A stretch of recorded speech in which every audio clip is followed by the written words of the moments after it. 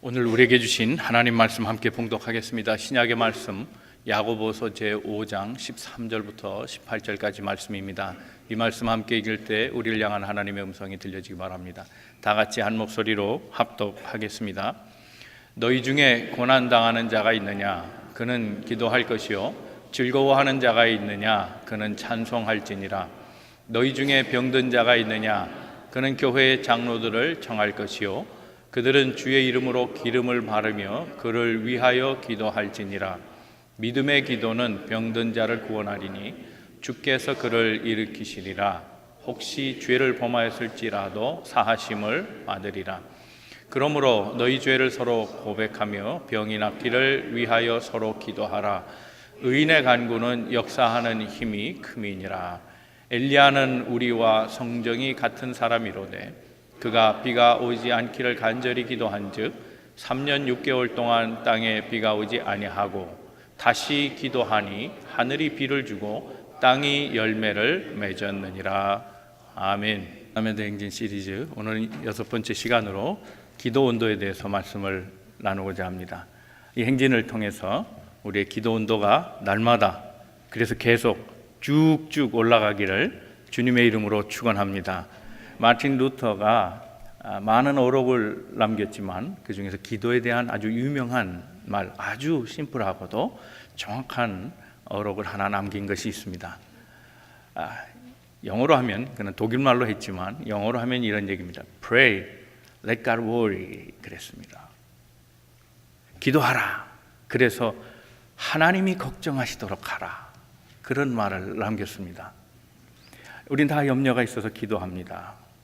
기도하면 우리의 염려가 우리에게서 떠나가고 대신 하나님이 우리의 염려를 취하시고 이제 하나님께서 걱정하신다는 얘기입니다.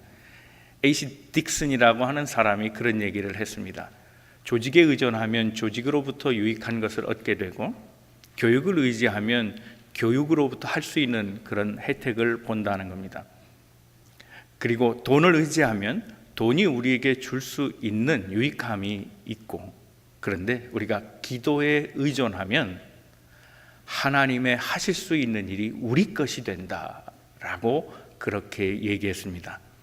이번 만남의 대행진을 통해서 우리가 다 기도 온도가 올라가길 바랍니다. 더 많이 기도하시고 더 뜨겁게 기도하셔서 하나님의 역사하심을 더 많이 체험하는 우리 만남의 교회 모든 성도들 다 되시기를 주님의 이름으로 축원합니다. 우리 옆에 서로 권면하시고 말씀 듣겠습니다. 하나님은 오늘도 당신을 향한 계획을 가지고 계십니다. 우선 기도에 대해서 첫 번째 우리가 가져야 될 생각은 바빠도 기도하자는 겁니다. 바빠도 기도만은 생략하고 가지 말자는 것이 첫 번째 드리고 싶은 말씀입니다. 인생을 성공적으로 살아가는 방법 가운데 하나는 롤 모델을 잘 정하는 겁니다. 세상에 많은 위대한 인물이 있습니다만 우리 그리스도인이 롤 모델로 삼아야 될 대상은 가장 중요하고 기본적이며 온전하신 예수 그리스도를 닮아가는 겁니다. 주님께서 보여주신 많은 좋은 표본들이 있지만 그 가운데 우리가 따라야 될 중요한 표본은 기도였습니다. 주님은 기도의 모범이셨습니다. 주님은 때로 기도가 필요하셨습니다. 기도하는 걸 좋아하셨고 또 오랫도록 기도하셨다는 것을 알 수 있습니다. 여러분, 예수님도 기도가 필요하셨다면 우리 인생이야말로 얼마나 많이 기도가 필요한 사람들입니까? 마가복음 1장에는 예수께서 그 하루 일정을 어떻게 보내셨는가 하는 것을 아주 잘 보여주는 말씀이 있습니다. 마가복음 1장 21절에 보면 주께서 가버나움으로 가셔서 거기에서 회당에서 가르치심을 얘기하고 있습니다. 곳곳에 다니십니다. 이곳저곳 바쁘게 움직이셨습니다. 가는 곳마다 기회를 얻으면 계속 가르치셨던, 그렇게 쉼없이 일하셨던 분이 주님이십니다. 더 나아가서 23절 말씀에 보면 그 회당에서 때마침 귀신 들린 자가 있었는데 그 귀신 들린 자를 또 사역으로 깨끗하게 해 주십니다. 그리고 29절 말씀에 보면 그 회당에서 나와서 곧바로 여러 지역을 다니면서 신방하셨는데 그 신방한 사람들 집 가운데 베드로 집에 갑니다. 베드로의 장모가 있었습니다. 그 베드로의 장모가 열병에 걸렸고 주님은 또 그 병자를 위해서 기도해 주시고 그를 치유하십니다. 32절에 보면 이런 일들이 다 마감해서 이제 쉴 때쯤 돼서 저녁이 돼 해가 졌다. 이제 쉴 만큼 됐는데 오히려 사람들은 예수의 하심을 보고 더 많이 찾아오게 되면 모든 병자들이 찾아옵니다. 그리고 귀신 들린 자도 데리고 옵니다. 몇 명인지는 알지 못하지만 최소한 2명 복수로 써 있습니다. 수많은 사람들이 몰려왔을 것으로 생각합니다. 그러니 쉬실 데가 없었습니다. 아마 밤늦게까지 그들을 고쳐주시고 치유하셨으리라 생각이 됩니다. 그런데 35절의 말씀 보면 새벽이 다 가기도 전에, 해가 뜨기도 전에 다시 일어나셨다라고 얘기합니다. 밤새 고생하셨을 텐데, 쉼없이 일하셨을 텐데 새벽 시간만은 꼭 깨어서 주님께서 한적한 곳으로 가서 기도하셨다는 것을 볼 수 있습니다. 얼마나 바쁘셨겠습니까? 그런데 주님이 잊지 않았던 사역 하나는 기도 사역이었다는 거예요. 기도하신 분이었다는 것을 말씀하고 있습니다. 분주한 예수에게 필요한 것은 어쩌면 빵보다는 잠일 것입니다. 휴식이 더 필요할 것입니다. 오늘 우리 인생에게도 휴식이 필요합니까? 그렇습니다. 우리도 바쁜 이민 생활 가운데 쉬지 않고 일해옵니다. 하나의 잡이 아니라 2개의 잡, 3개의 잡까지 기회가 된다면 할 만큼 우린 바쁘고 분주하게 살아오고 있습니다. 역시 우리도 휴식이 필요합니다. 그러나 휴식만 필요한 것이 아닙니다. 주님이 바쁘고 힘든 가운데 휴식이 필요함에도 깨어서 기도한 것은 휴식보다 더 중요한 것이 있었기 때문입니다. 생각해보면 그렇습니다. 맞는 얘기입니다. 왜냐하면 우리가 휴식을 한다고 해서 우리의 염려가 휴식이 끝나면 동시에 그 근심도 끝납니까? 아닙니다. 그대로 있을 경우가 있습니다. 우리가 아무리 좋은 곳에 가서 좋은 것을 먹고 좋은 것을 보고 휴양한다 할지라도 우리 생활의 염려와 근심과 번뇌는, 걱정거리와 많은 문제들은 그대로 있다는 겁니다. 그것이 오늘 우리에게 당면한 문제입니다. 그래서 기도가 필요합니다. 우리에게 필요한 건 어쩌면 육신의 쉼보다는 영적인 재충전이 더 필요한 겁니다. 영적인 재충전을 얻을 수 있는 방법, 기도밖에 없습니다. 시간을 내서라도 반드시 기도해야 한다는 겁니다. 어떤 젊은이가 잡이 필요했습니다. 벌목 현장에 가서 십장에게 요청합니다. 일하게 해주십시오. 네가 일 잘하는지 어떻게 내가 아느냐? 한번 나무를 잘라봐라. 도끼 한 자를 주고 해보라 말합니다. 그 청년이 도끼를 가지고 단번에 나무를 뱄습니다. 힘이 좋군. 내일부터 일하게. 그래서 그는 월요일부터 일하기 시작했습니다. 첫날 열심히 일합니다. 둘째 날, 셋째 날, 그래서 금요가 다가오는, 금요를 지급하는 날 금요일 전에 그 십장이 그를 불러서 오늘 당신이 일한 모든 일에 대한 대가를 지불하겠다고 얘기합니다. 아니요. 왜 그러십니까? 내일 지급하는 날 아닙니까? 왜 오늘 주십니까? 자네는 오늘로 해고입니다. 이유가 뭡니까? 저는 월요일부터 지금까지 쉬지 않고 일했습니다. 아침 일찍 왔고 남보다 더 늦게까지 일했고 커피 먹는 시간조차 아끼면서 저는 열심히 일했는데 왜 저를 해고하십니까? 내가 당신의 성실함은 인정한다. 그러면서 그가 잠시 머뭇거리고 한 말이 있습니다. 도끼의 날은 갈고 일했는가 하는 겁니다. 도끼의 날은 갈고 일했는가. 당신의 차트를 보니 월요일 날 당신은 최고의 성과를 올렸다. 그런데 둘째 날은 떨어졌다는, 셋째 날은 당신 꼴찌하고 말았다. 내 경험으로 보니 너는 성실하게 분명히 일하긴 했지만 도끼를 갈지 않았다는 것을 알게 됐다는 겁니다. 도끼를 가는 게 필요합니다. 아무리 바빠도 도끼를 갈지 않고 나무를 베면 효율성이 떨어집니다. 기도가 그런 겁니다. 우린 다 열심히 일합니다. 그러나 쉬지도 않고 잠 못 자고 일한다 할지라도 기도가 동반되지 않으면 우리 삶은 쉽게 지치고 효율성이 떨어지고 일은 더뎌갈 겁니다. 기도는 하나님의 어마어마한 능력을 동원하는 그런 일입니다. 그런데 왜 우리가 기도의 시간을 내지 못합니까? 우리의 이유는 많이 있습니다. 바빠서 못합니다. 시간이 없어 못하겠다는 겁니다. 그러나 정말 기도의 능력을 아는 사람은 그렇게 말하지 않습니다. 그 반대로 말합니다. 너무 바쁘기 때문에 기도하지 않을 수 없다는 겁니다. 이건 기도의 능력을 아는 사람만이 하는 얘기입니다. 기도의 능력을 모르면 바쁘면 기도 못하게 돼 있습니다. 기도를 하지 못하게 하는 것, 그 생각을 누가 주겠습니까? 우리 대적이 주는 겁니다. 사단이 우리 마음속에 기도하지 못하게 하는 겁니다. 그래서 하나님의 능력을 덧입지 못하게 하는 것입니다. 마틴 루터가 그런 사람이었습니다. 그는 바쁜 일과를 보냈습니다. 어느 날 그의 다음 계획을 누군가 물어봤습니다.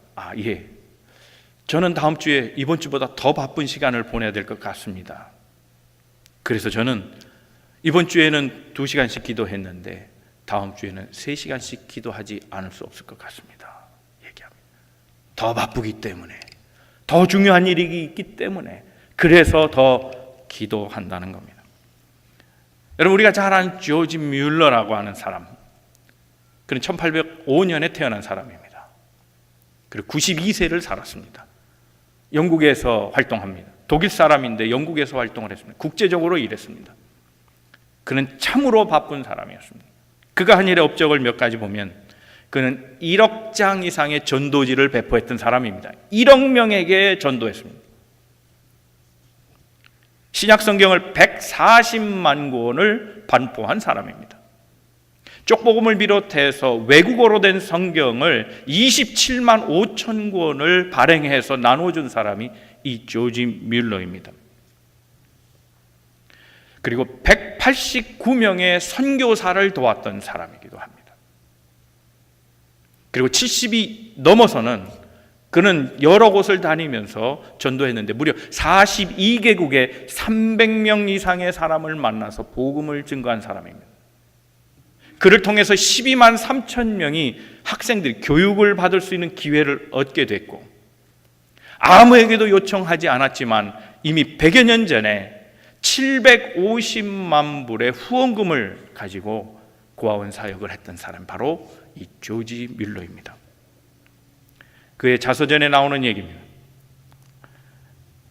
그는 어느 하루 너무나 일과가 바빠서 기도할 시간이 없다는 것을 느끼게 됐습니다. 너무 일에 분주함이, 너무 많은 일을 하고 있습니다. 그래서 그는 일상을 놓고 생각에 잠겨 기도에 대한 결심을 하게 됩니다. 1시간 기도하고 4시간 일하는 것이 기도하지 아니하고 5시간 일하는 것보다 훨씬 더 많은 성과를 얻을 수 있다, 이런 확신을 가지고 이 룰을 평생 깨지 않고 아무리 바빠도 반드시 기도하고 사역을 했다고 하는 것을 그의 책에 남겼습니다. 여러분, 우리가 할 일을 하면서 기도하면 하나님이 우리가 가진 능력 이상으로 역사해 주실 줄로 믿습니다. 우리가 일하면 우리의 능력만 나타납니다. 그러나 우리의 일을 할지라도 기도가 동반이 되고 기도가 더해지면, 아무리 바빠도 기도 시간을 먼저 내면 하나님의 능력이 더해져서 우리가 생각하고 우리가 알고 있는 나의 한계를 넘어서는 하나님의 역사를 반드시 체험하게 될 것입니다. 여러분, 기도의 가장 큰 방해물이 뭡니까? 기도하지 않는 겁니다. 야고보서 4장 2절 말씀에 그렇게 말씀합니다. 너희가 얻지 못함은 구하지 아니함 때문이라고 얘기합니다. 구하지 않기 때문에 얻을 수 없는 겁니다. 여러분, 기도하지 않으면 얻을 수 없습니다. 여러분, 바쁜 일과 우리의 삶 가운데 살지만 이제부터 우리의 일과 우리의 스케줄 가운데 반드시 기도의 시간을 정하시고, 아무리 바빠도 먼저 기도하는, 그래서 하나님의 도우심으로 하나님의 역사를 나타내고 살아가는 믿음의 성도들 다 되시기를 주님의 이름으로 축원합니다. 두 번째 생각할 것은 어려울 때마다 기도하는 것을 잊지 마십시오. 오늘 본문의 말씀, 이 야고보서의 말씀은 야고보 사도가 쓴 성경입니다. 그에겐 별명이 있었습니다. 낙타 무릎입니다. 얼마나 기도를 많이 했든지 엎드려 기도할 때 그의 무릎이 낙타의 무릎처럼 그렇게 굳은 살이 박혀 있었다는 겁니다. 그런 기도에 대해서 하는 말들이 여러 가지 이야기들이 있습니다. 체험에서 나온 말입니다. 오늘 본문의 13절 말씀입니다. 다 같이 한번 말씀을 읽겠습니다. 시작. 너희 중에 고난당하는 자가 있느냐? 그는 기도할 것이요. 우리에게 고난이 있습니까? 너희 중에 고난당하는 자가 있느냐? 우리 가운데 고난당하는 자가 있냐 하는 겁니다. 있습니다. 우린 삶이 다 고난입니다. 자식을 키우는 것이 어렵고 생업을 꾸려나가는 것이 정말 힘듭니다. 관계의 문제도 있습니다. 때로는 원치 않는 질병의 문제로 우린 다 어려워합니다. 세상에 쉬운 일이란 없습니다. 때로는 원치 않는 고난도 겪고 원치 않는 문제로 소용돌이치며 때로는 낙심하고 죽음과 박해 속에 살 때도 있습니다. 그러나 바로 그때 고난받을 때 하나님 앞에 기도하면 모든 지각에 뛰어난 하나님의 평강이 오늘 우리에게 임할 줄로 믿습니다. 어떤 두 사람이 산 꼭대기 정상에서 대화를 나눴습니다. 처음 보는 사람들입니다. 당신은 왜 혼자 여기 이 산 정상에 올라왔습니까? 자주 오십니까? 이런저런 대화를 나누게 됩니다. 네. 올라오는 게 쉽진 않지만 그러나 골치가 아프고 문제가 있을 땐 저는 반드시 산을 찾습니다. 그러세요? 이유가 뭡니까? 저 산 아래에 있을 때는 내가 가진 문제들이 너무 커 보이고 그것을 감당할 수 없어서 힘들어합니다. 그런데 산에 올라오면 저 아래에 있는 문제들이 다 작게 보이더라는 겁니다. 그래서 저는 자꾸 힘들고 어려울 때마다 산에 올라옵니다. 그렇게 대답합니다. 기도가 그런 겁니다. 우리의 기도로 하나님 보좌 앞에 나아가면 우리의 문제는 점점 작아지게 될 것입니다. 고난이 있고 고통스러운 일이 있을 때 기도하면 우리가 가졌던 모든 문제가 하나님 앞에서 작아지고 그리고 우리가 가진 그 고난이 극복된다는 겁니다. 그래서 고난당하는 자가 있느냐? 기도하라는 겁니다. 그 문제가 작아질 것이다. 답을 주고 있는 겁니다. 더 나아가서 야고보는 이렇게 권면합니다. 14절입니다. 같이 읽겠습니다. 시작. 너희 중에 병든 자가 있느냐?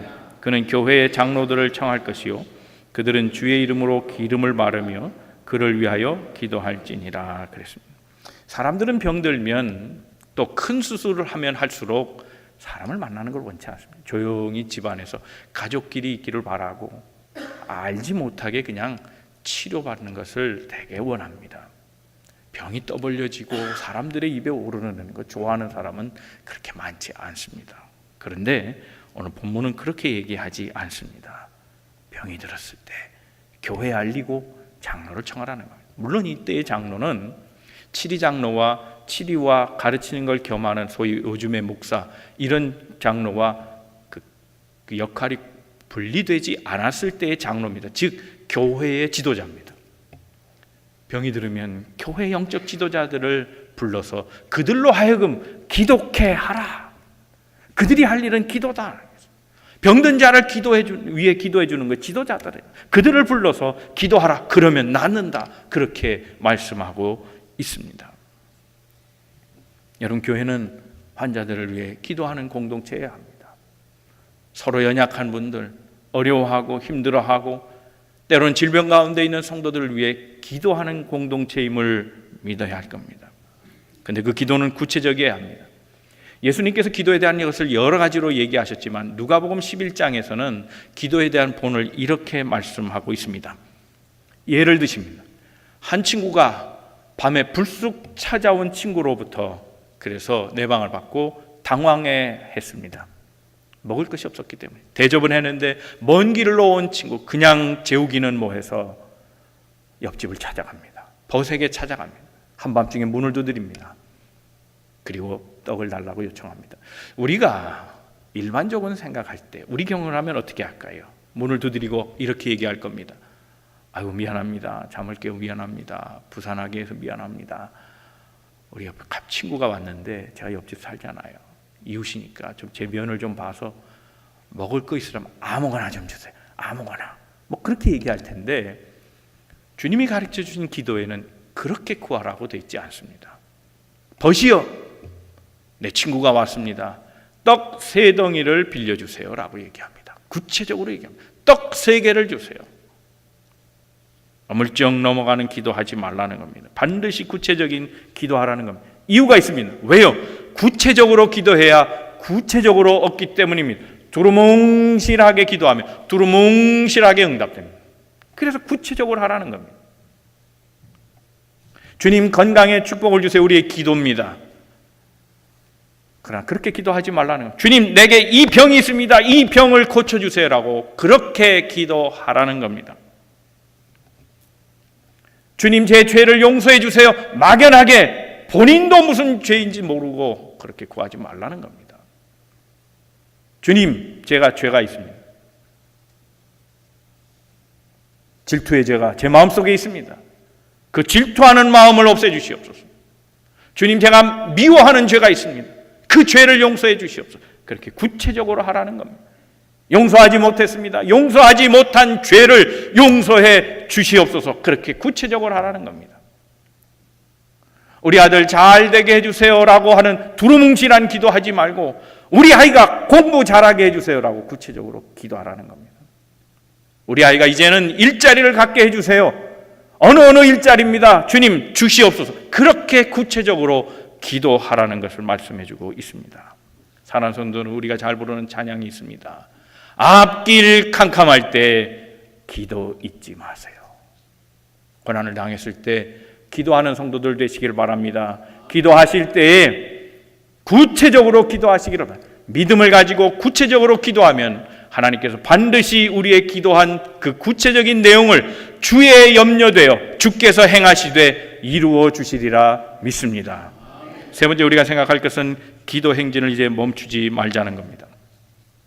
기도하기로 작정하셨으면 이제 기도하십시오. 믿음을 가지고 기도하십시오. 하나님은 믿음 있는 자를 좋아하신다 그랬습니다.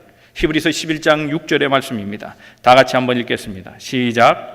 믿음이 없이는 하나님을 기쁘시게 하지 못하나니 하나님께 나아가는 자는 반드시 그가 계신 것과 또한 그가 자기를 찾는 자들에게 상 주시는 이심을 믿어야 할지니라 그랬습니다. 믿음이 없이는 하나님을 기쁘게 할 수 없다는 겁니다. 기대를 가지고 기도하십시오. 믿음을 가지고 이루어질 것을 기대하면서 기도하시기를 바랍니다. 누가복음 18장에 보면 거기에 억울한 사정이 있는 한 과부의 얘기가 나옵니다. 재판관에 찾아갑니다. 그런데 그 재판관이 공정한 사람이 아닙니다.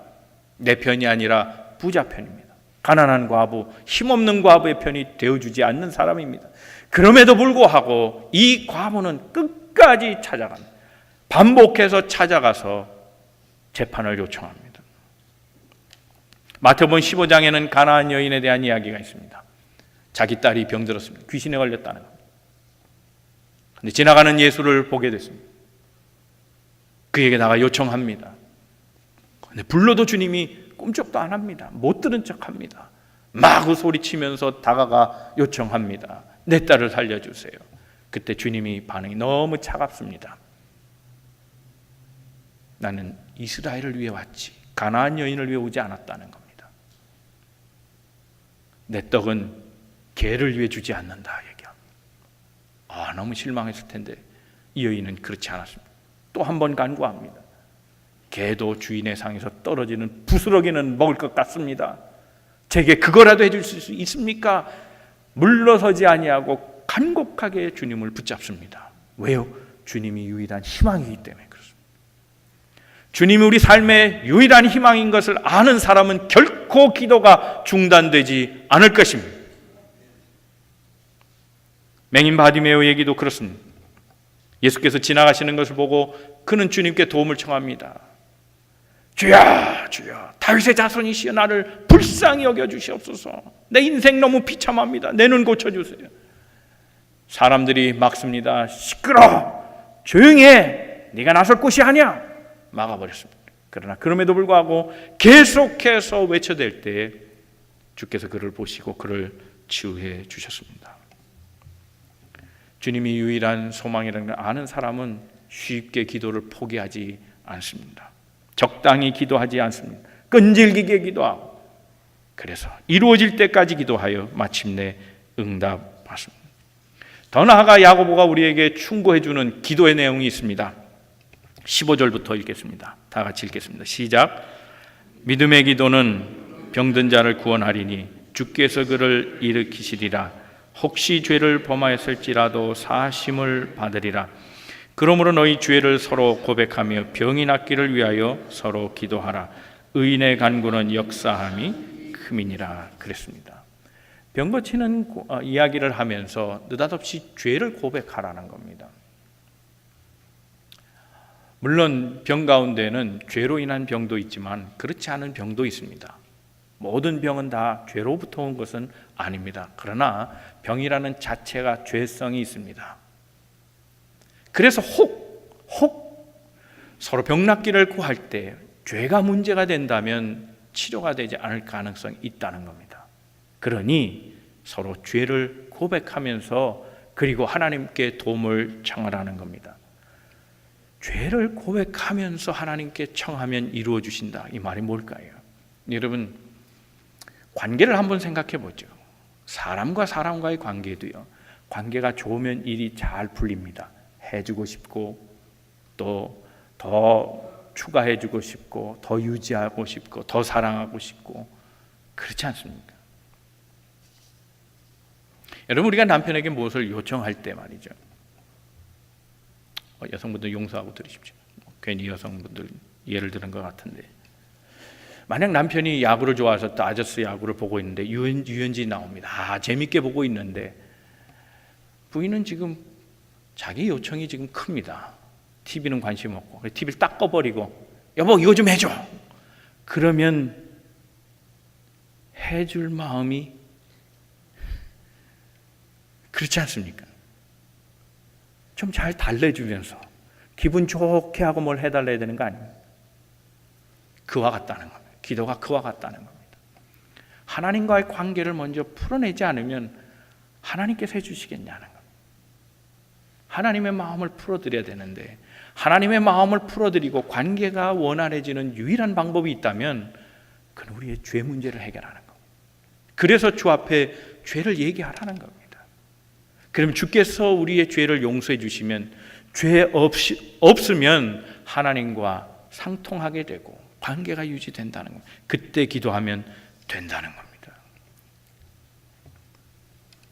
하나님께 죄를 고백한 것은 죄를 통해서 치유가 오기 때문입니다.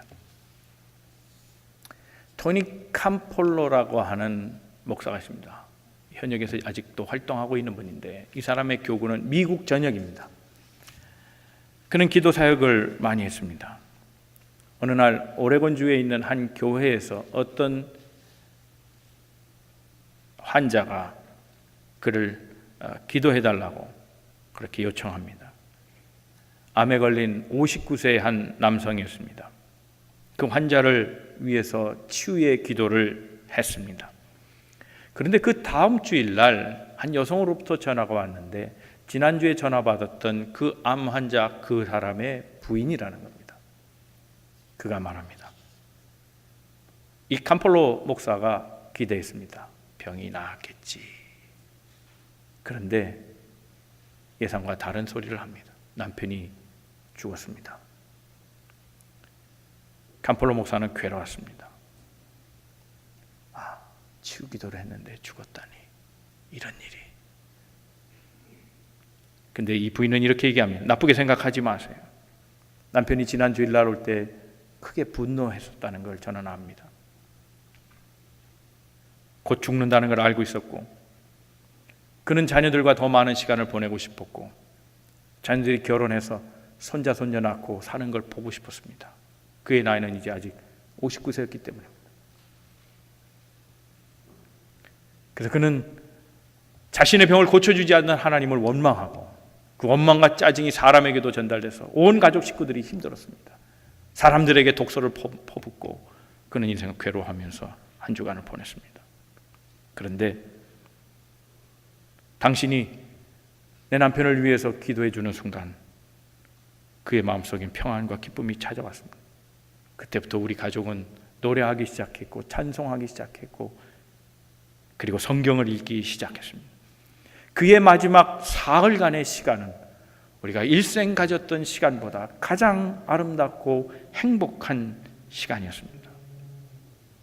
그래서 내 남편에게 기도해 주었던 것을 감사드리려고 전화드렸습니다. 그리고 전화를 끊기 전에 이 아내는 이렇게 마지막 메시지를 남겼습니다. 남편의 병은 낫지 않았습니다. 그러나 남편은 치유됐습니다. 라고 말. 남편이 가진 질병은 고치지 못했지만 남편의 마음, 남편의 인격, 남편의 영혼, 남편의 모든 것은 다 힐링됐다는 겁니다. 여러분, 믿음으로 기도하면 하나님 병을 낫게 해주십니다. 그러나 병보다 더 큰 치유가 있습니다. 전인적인 치유. 우리의 마음, 우리의 혼, 우리의 영혼, 우리 사람 전체가 치유되는 것이 중요합니다. 하나님과의 관계가 회복되고,